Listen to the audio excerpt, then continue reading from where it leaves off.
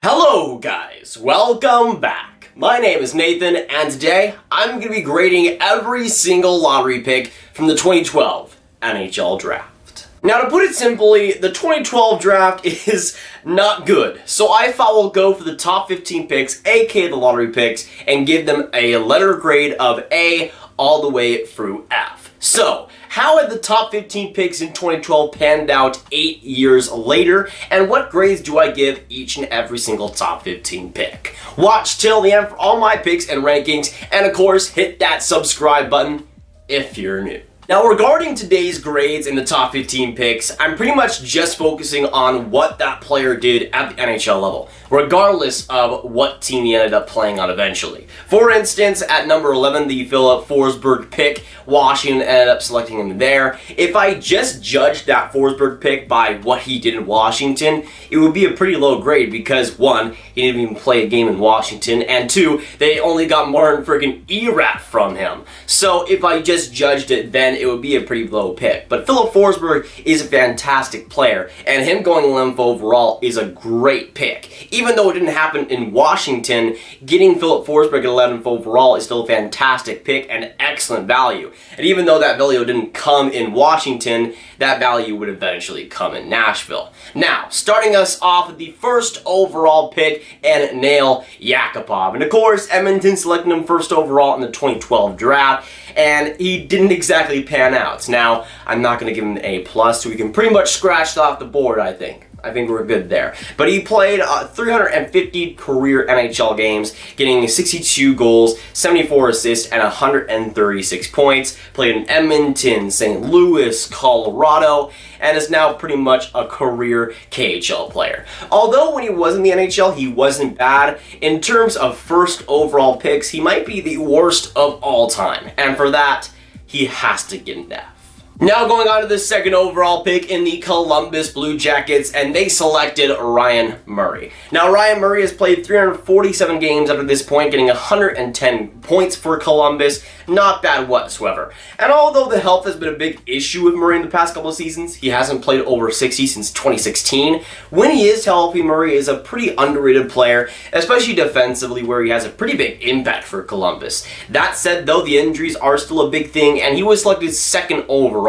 Although he's still a decent player now, the expectations were so much more for Murray back then. And yes, he has filled some of that, I think, but this is pretty much what Ryan Murray is. If he's healthy, he's a pretty solid, maybe 4th defenseman at the NHL level, and nothing more. For that, I don't see it as a failure, but I don't see it as a huge grade. So right now, I'm going to give him a C. Now going on to the third overall pick in the Montreal Canadiens selected Alex Galchenyuk. Now Galchenyuk is actually the second highest scorer in this draft, 320 points in 549 games, but he has just blown the other class out of the water when it comes to games played. He's been up there since the start of that draft. But with Galchenyuk, he's a player that for Montreal just did not pan out. He scored a bunch of points in his time there, but in terms of actually producing play and actually being good overall, that just wasn't the case for Galchenyuk, and he would continue that with Arizona, be traded to the Pittsburgh Penguins, be traded to the Minnesota Wild, and now his career is pretty much on a carousel at this point. Although Galchenyuk is not a bad player, he also is not that great either. And in terms of an actual pick, I'm going to give him a C-.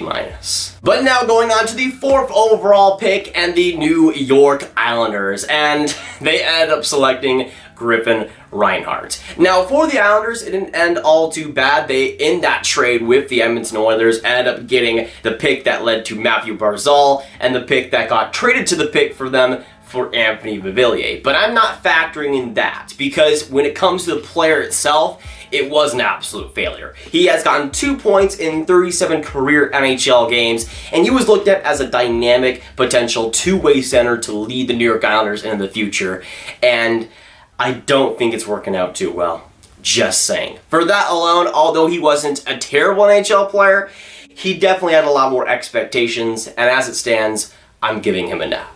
And it's especially a failure for Griffin Reinhart because the player that was selected just after that. Coming in at the 5th overall pick, the Toronto Maple Leafs selected Morgan Rielly. I'm not too sure about that, Griffin. Either way, for Morgan Rielly, he's one of the best players of this draft. In 517 NHL career games with Toronto, he's gotten 54 goals, 216 assists for 270 points, being one of the premier offensive defensemen of this draft. And even though we had a little bit of a weak year, I would say, in consistency-wise, too, this year for Toronto, that's still a player that is one of the best defensemen in the league. And to have him 5th overall, to maybe even be the best player of the draft potentially, that's not good for New York. But in terms of Toronto, I'll give the pick an A+. But now coming in at the 6th overall pick, and the Anaheim Ducks selected Hampus Lindholm. And for one of the few times in this top 15, the 2012 draft actually has back-to-back pretty good picks. For Hampus Lindholm, he's been a very serviceable and great NHL defenseman for Anaheim in his career. 502 NHL games at this point, getting 194 points on a pretty offensively terrible, quite frankly, Anaheim team. And for Hampus Lindholm, the defensive game has been strong over the past couple of years, and that's been what he's really specialized in. A fantastic two-way defenseman that can pitch in offensively and is totally worth the money he's getting right now. For Anaheim, he's not the best defenseman in the world, but is definitely one of the better two-way guys, and for that, I'm going to give Anaheim an A. Now coming in at number 7, and the Minnesota Wild selected Matthew Dumba. Now Matthew Dumba has been one of the more inconsistent defensemen over the past couple of years, but when he is in his peak, he is a fantastic offensive defenseman that can score a bunch of points, especially on the power play. Although this year was kind of a failure in that respect, he just was not on the same level. If he gets back up to the level that he was in 2017, 2018, that's a player that can be a number 2 defenseman for a lot of NHL teams. Although he isn't as good as Morgan Rielly or a Hampus Lindholm, I think, I'm still going to give that pick an A-. But now coming in at the 8th overall pick, and sadly the trend of good picks has to come at an end, the Pittsburgh Penguins selected Derrick Pouliot. 202 NHL games and 48 points. Pouliot back in his draft year was looked at as a very solid defenseman that would become a pretty great offensive D-man for the Pittsburgh Penguins, and looked like a pretty great fit. Him with Sidney Crosby, Evgeny Malkin, it seemed like it was a match made in heaven, and boy, was it not. He was traded to Vancouver and now finds himself in the St. Louis organization, and the problems were consistent. It was the two-way game that was just not there. The defensive zone just was a black hole for him. Although the offensive skills were totally there, the defensive game just did not translate from junior, and that was one of the main problems there. Although Derrick Pouliot in the games he did play was serviceable offensively, I'm still going to give this pick an F just for how much hype was surrounding him and how he failed so badly. Now, Pouliot also gets an F because the pick right next to him. At the 9th overall pick, the Winnipeg Jets selected Jacob Trouba.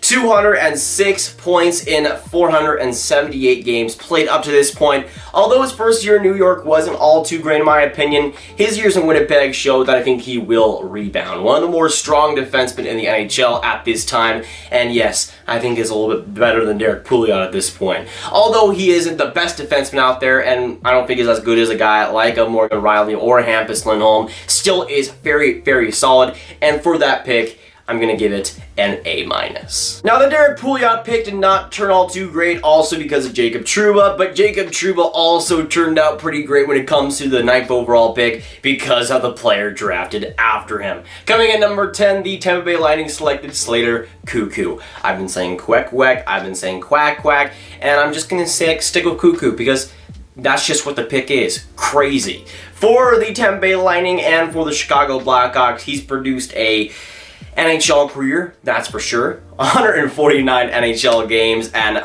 right now sitting at 29 points. Now, Koekkoek is a pretty solid two-way guy, and that's what he was pledged to be. And although he isn't putting up superstar point totals, he's still an NHL defenseman, so I guess that's more than right now Derrick Pouliot can say. So, for that alone, I'm gonna give him a D-. Now getting into the pick of all picks, the Washington Capitals, 11th overall, selected Phillip Forsberg. Now this pick did not turn all too well for Washington, but for the Nashville Predators was pretty fantastic. For Forsberg, he's played 458 NHL games, right now sitting at 353 points, being first in scoring in the 2012 NHL draft. And again, I'm not factoring in this pick for Washington, I'm factoring in what Phillip Forsberg became team at the pick he was. And getting a guy like that, 11th overall, even though they did end up trading him, is excellent value. And for that, I'm giving him an A+. But now going on to the Buffalo Sabres, and the Buffalo Sabres sabered this pick. At number 12, they selected Mikayla Gregory.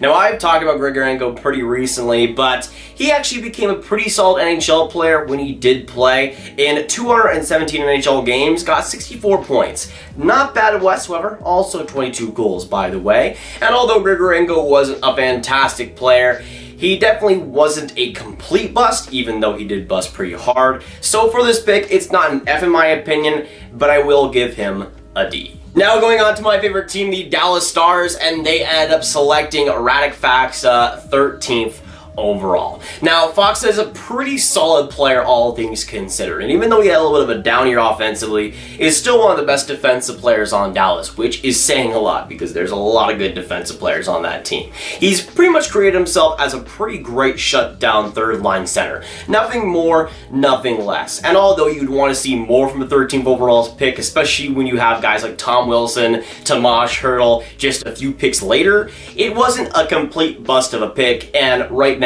I'm going to give it a C+. Now going on to the Buffalo Sabres again, and Zemgus Girgensons selected 14th overall. Now this pick wasn't as bad, I would say, as the Grigorenko pick, but Girgensons did have a pretty good amount of hype going into that 2012 year, and was expected to be potentially a top 6 forward of the future. Now Girgensons isn't a bad player whatsoever, but he just hasn't been nearly up to that level. Pretty much just being a 4/3 line mix, and getting a few minutes here and there. Although he's not a fantastic player, he still wasn't a complete bust, so right now, I'm going to give him a C-. But now going on to the 15th overall pick, and the Ottawa Senators, and they selected Cody Ceci. Now, Cody Ceci is an NHL player. That's pretty much all I can say at this point. He is an NHL player. I don't think you can take that away from him. And he has played quite a amount of NHL games. Right now sitting at 496 games played and 126 points. Now I'm going to give this an F grade. But there is a reason. Even though Cody Ceci is an NHL player and he hasn't been a complete bust, he's not good whatsoever, and for Toronto is also not good. But I'm just going to list off the next 4 picks that were after Cody Ceci, right? Let's just do it. At number 16, the Washington Capitals selected Tom Wilson. Number 17, Tomas Hertl. Number 18, Teuvo Teravainen. And at number 19, the Tampa Bay Lightning selected Andrei Vasilevskiy. Ouch. That's just an ouch of a pick. And although Cody Ceci isn't a non-NHL player, the players Ottawa passed up, honestly, just give that grade itself. To me, it is an F right now, and I'm going to stand by that. But those are my grades for the 2012 lottery picks, of course, the top 15. And with this one, I need to hear y'all's thoughts down in the comments down below. Let me know what you think of this video if you want to see more, and also let me know your thoughts on my grades, what you agree and disagree with, and also let me know what grades you would give these players as well. Make sure you hit that like button, hit that subscribe button, and hit that notification bell if you guys are sticking around and haven't already. And of course, share this video with your friends. Get the video out there, boys, and make sure you click on this card right here to watch my videos on all my rankings right in one playlist. It is super binge-worthy, by the way. My name is Nathan, and I'll see you guys next video or stream. Goodbye.